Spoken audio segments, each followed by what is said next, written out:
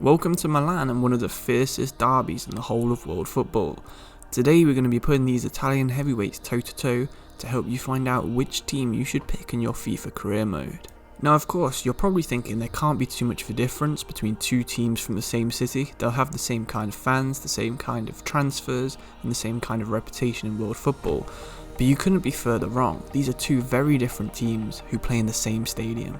So we're going to start off with the things that are the same, no matter which one of the two you pick. We're going to start off with the squad rules as always. Italian football doesn't specify any team rules, so every team has the same thing, 25 players, unlimited under 21s. The unique thing about Italy is you're only allowed one non-EU player per season. You can sign as many as you want, but you can only play one who hasn't previously played in Italy or has an Italian second nationality. This is the same if they're under 21 or over 21, it doesn't matter how young they are, they'll still count towards this rule. So if you want to sign a lot of Brazilians or Argentinians, make sure you only play one of them in their first season, and then one the season after, and so on. Speaking of finding young Brazilians, youth scouting works the same as anywhere else, but you should scout Italy and two of Brazil, Argentina, Spain, France and Netherlands. These are the most common nationalities in Serie A, and they're also supported by Croatia, Serbia, Poland, Uruguay, Ivory Coast, Romania, Denmark and Albania. So this list is in how common each nationality is in the league, so the higher up the list you are, the Brazil, the Argentinas, they're a lot more common than the Denmarks and Albanians. One thing you'll find about Argentinians in particular is a lot of them will have Italian second nationalities, so if you do scout Argentina and you see someone called Di Bernadetti or Maldini for example, you can probably guess that they've got Italian heritage, so you can count them as just a regular Italian player. Scouting Spain, France, Netherlands for example, they're all EU countries, so they don't count towards any rules except just counting as players like everyone would normally do. And of course you should always scout the home nation of the team, in which case both Milan teams are in Italy. Of course, with both teams sharing a stadium, the San Siro or the Giuseppe Meazza, this is in FIFA, so it doesn't matter which team you play at, you'll play at the same stadium. In FIFA it does count them as two separate stadiums, but this is only because the name's different on the stadium. So now that's out the way, we're going to get onto the more unique things for each team.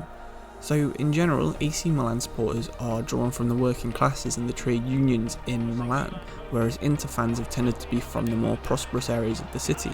The team name Internazionale has literally been translated to mean internationals, and this has been the case in recent history. They've had a lot more foreign players than AC Milan have, who tend to focus more on the Italian players, and a lot of the legends for each team. So AC Milan will have more Italian legends, Inter Milan will have more foreign legends. In 2018, AC Milan did state that they had a new transfer strategy where they were only going to sign players under the age of 25.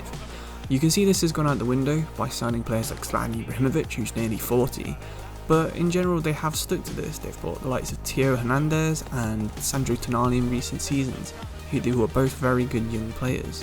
AC Milan justify this by saying that they have a need for vertical football with young, technically strong players.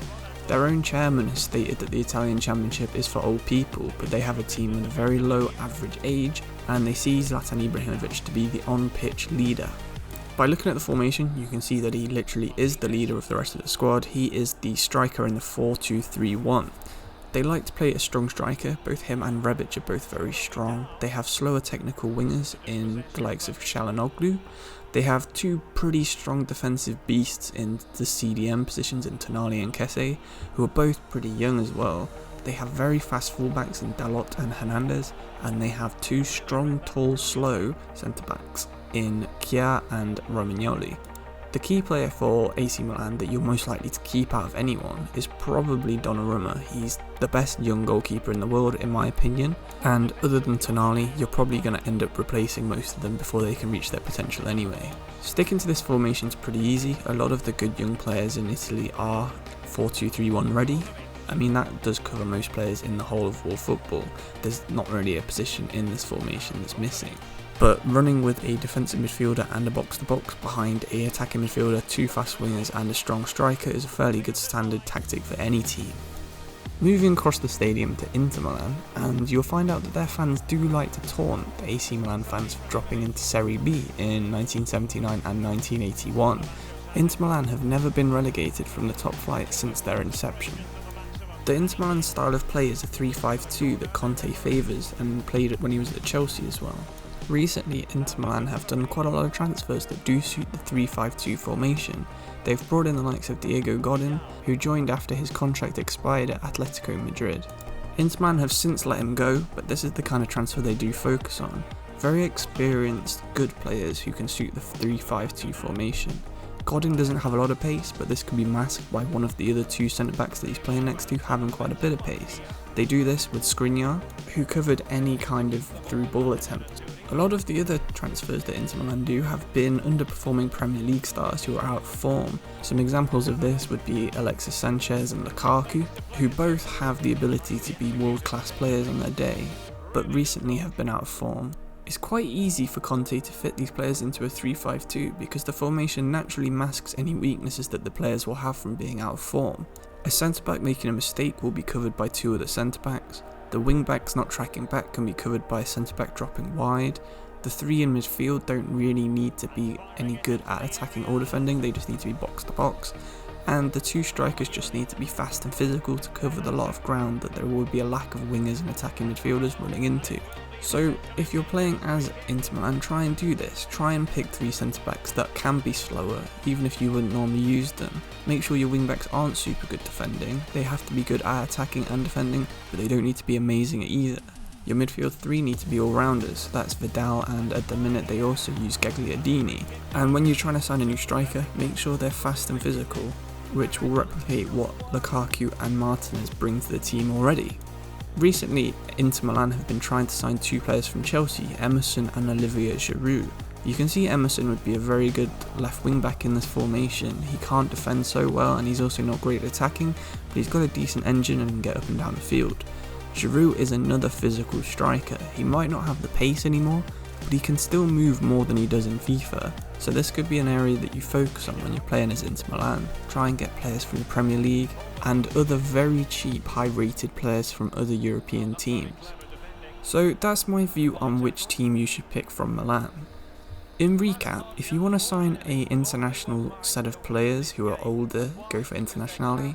If you want to go for a younger Italian European team, go for AC Milan. And they'll both have players that you want to use in FIFA. Who could resist trying to get Zlatan another title?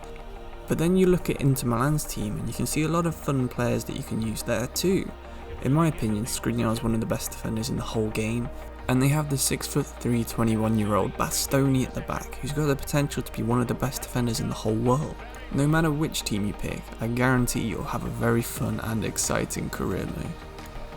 If you've watched the video all the way up to here, then thank you very much, and if you'd like to give me a like or subscribe for more videos like this, then please do. If you have any ideas for other teams that we could put against each other, maybe Barcelona and Real Madrid, or Manchester City and Manchester United, just let me know in the comments. And if you want to know anything more about either of these teams, drop a comment as well. I'm sure someone who knows more about AC Milan and Inter Milan will be there to answer it. But thank you for watching, and goodbye for today.